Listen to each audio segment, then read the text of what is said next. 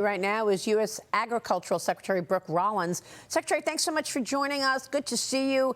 Give us your reaction to the shutdown. How does the Agriculture Department get impacted, and what about America's farmers?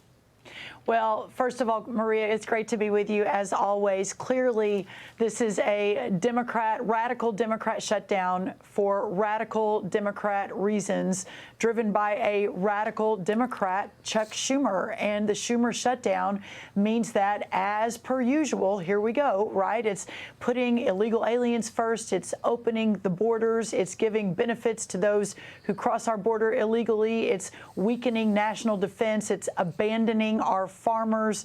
It's sort of one thing after another with these Democrats. And here we are again. I mean, to your point, we've, done this 13 times. We've had a clean CR. The government has continued. Negotiations are fine. Our vice president said that yesterday, willing to always negotiate. But to hold our farmers hostage, our mothers and children hostage under WIC, all of these government programs are coming to a screeching halt, many of which are administered by the U.S. Department of Agriculture. The Democrats they've completely lost their mind once again. Yeah, I mean, how long do you expect this to go on? We really don't know. We're working really hard on our end to do everything we can to work to make sure our farmers are represented, to all of the programs, whether it's WIC or food stamps, others that we administer. But the Democrats have put us in this situation. We're going to run out of funding for women, infant, and children in that really important program in just a couple of weeks. I know the president is meeting today on furloughed workers at USDA, a huge agency. A lot of those are going to be out of USDA. I mean, these are pretty significant challenges, but I just don't understand what Chuck Schumer and Hakeem Jeffries and what they're thinking. It just doesn't make any sense. Yeah. But again, this president will keep fighting for America and working to get us to a solution. Well, there's also the Farm Bill, right? The Farm Bill expired when the government ran out of money on Tuesday night as well. What's the impact there? Well, the president, obviously, as we know, has been extremely forward-leaning and aggressive in casting this new vision for America, getting our great American products out across the world, but also onshoring for national defense, national security reasons.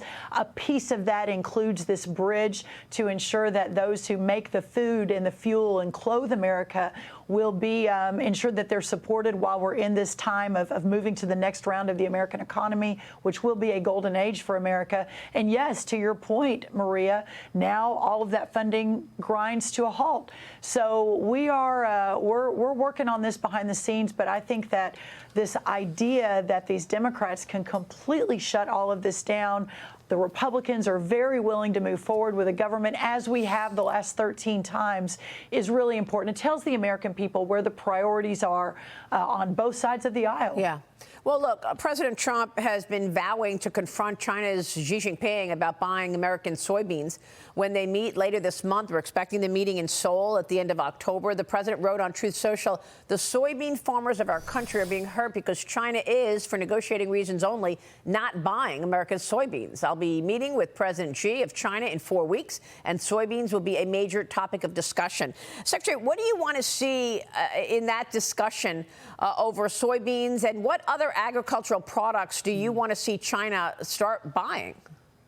Well, I think there are a couple of really important points here, slightly nuanced. The first one is this, that President Trump is so wholly committed to our farmers, our ranchers, to the American food supply. He understands the importance of being able to feed and fuel ourselves in terms of remaining the world's superpower.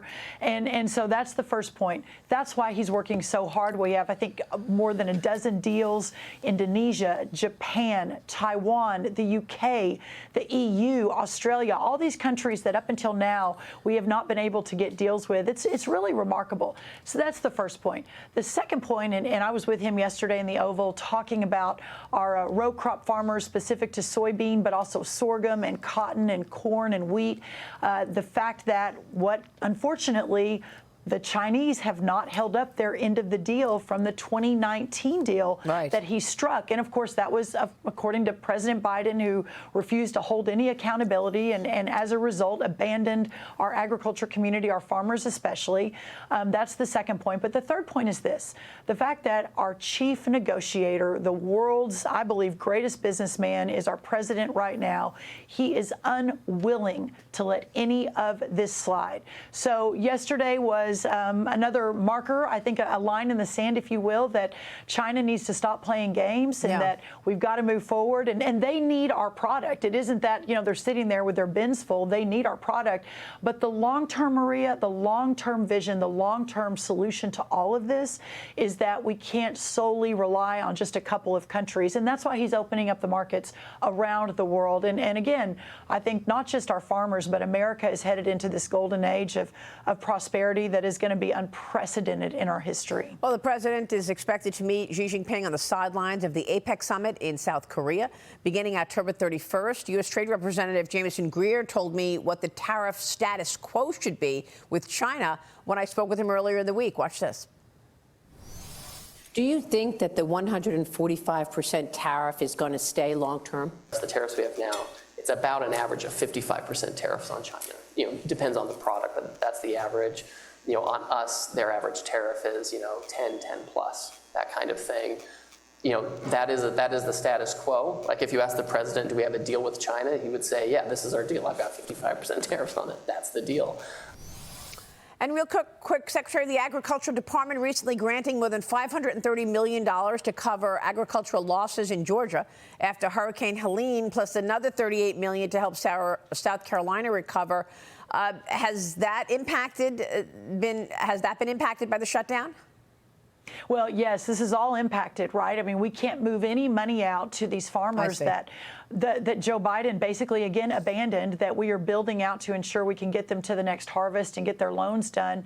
So it is all really, really tough in the countryside, completely at the responsibility of the Democrats. And we've got to get this country moving. But the president, I think, just tweeted within the last few minutes that he's going to use this as an opportunity to continue to fulfill his promise to the American people of a lean and efficient government, ensuring that every taxpayer dollar that is spent at its highest and best use and returning money to the taxpayer. That's right. The president said that he's meeting with Russ Vought shortly to discuss furloughs. Secretary, good to see you. Thank you very much for weighing in on all of that.